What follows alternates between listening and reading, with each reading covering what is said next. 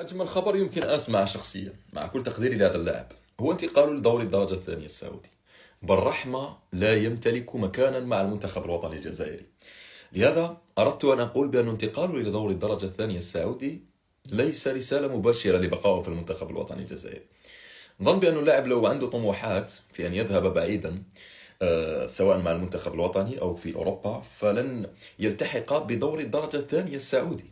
الدوري السعودي تطور نعم، لكن ليس دوري الدرجة الثانية مع كل تقديرنا لأشقائنا السعوديين. لكن بالرحمة الآن بالنسبة إلي قد تيقن بأنه لا مكان له في المنتخب الوطني الجزائري.